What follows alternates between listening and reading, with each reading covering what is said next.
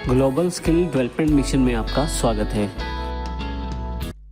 Hello friends, Python series में आपका स्वागत है और मेरा नाम है वरिंदर सिंह। इस सेशन में हम बात करने वाले हैं वेरिएबल्स के बारे में।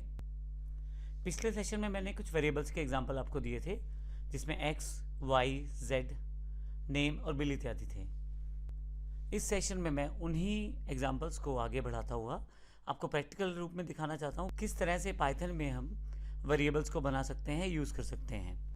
सबसे इंपॉर्टेंट बात पाइथन में ये है कि जब आप वेरिएबल क्रिएट करते हैं तो केवल आपको उसका नाम देना है। जैसे मैंने यहाँ x लिख दिया है, उसके पश्चात जैसे ही मैं इसे 10 की वैल्यू साइन करता हूँ तो यहाँ पे x की वैल्यू 10 मानी जाएगी। फिर y मैंने क्रिएट किया है जिसमें 20 ट्रांसफ़र कर दिया है, अर्थात y की वैल्यू 20 है। यहाँ पे z में मैंने x और y दोनों को जोड़ दिया है।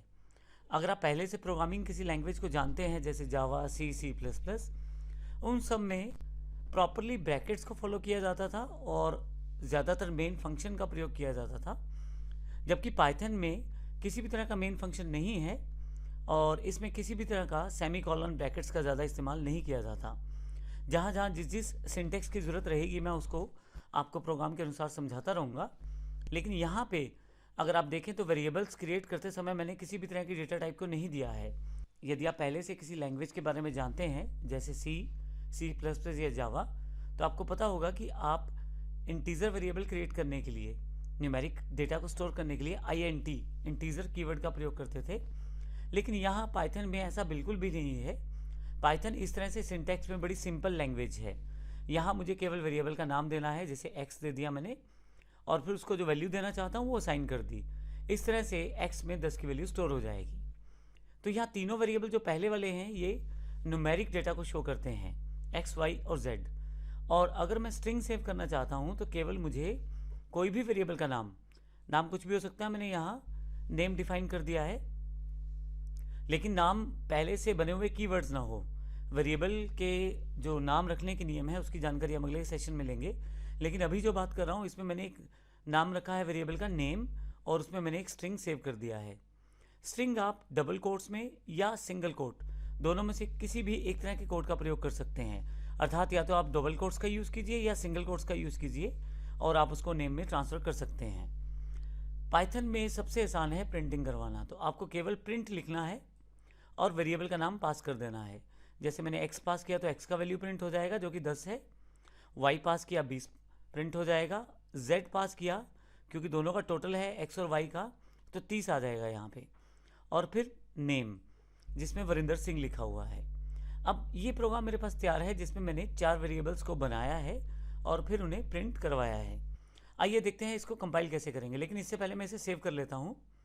इसके लिए मैं फाइल पे जाकर सेव पे क्लिक कर देता हूँ और इस प्रोग्राम का नाम वेरिएबल .py var.py, py हमारी पाइथन की एक्सटेंशन है, तो मैं इसे सेव कर देता हूँ।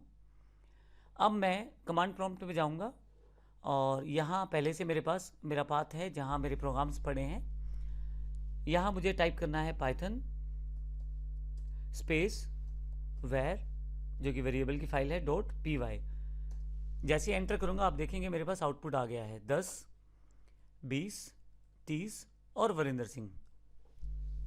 इस तरह से मैं अपने वेरिएबल्स में वैल्यूज़ को स्टोर करके रख सकता हूँ, उन्हें प्रिंट करवा सकता हूँ। अगर हम वेरिएबल्स की बात करें तो यहाँ पे वेरिएबल बनाते समय किसी भी तरह से हमें कुछ भी स्पेशली डिक्लेयर नहीं करना है वेरिएबल को। जब भी जैसे ही आप नाम डिफाइन करते हैं उसमें वेरिएबल की वैल्यू असाइन करें और वेरिएबल आपका क्रिएट हो जाएगा। वैल्यू देते समय हम जिस तरह का आप वैल्यू स्टोर करना चाहते हैं उसके अनुसार ही वेरिएबल उस डेटा टाइप का माना जाएगा, यानी कि इसमें किसी भी तरह की डेटा टाइप देने की आवश्यकता नहीं रहती। लेकिन अगर आप वैल्यू को चेंज भी करना चाहते हैं तो उसे भी आसानी से चेंज कर सकते हैं। जैसे मैंने बताया था कि डबल कोट्स लगाएं आप, जैसे दिस स्ट्रिंग लिखा है, या सिंगल कोट लगाएं, दोनों सेम है। मैं इसको भी उदाहरण से वहाँ समझा देता हूँ इन पॉइंट्स को।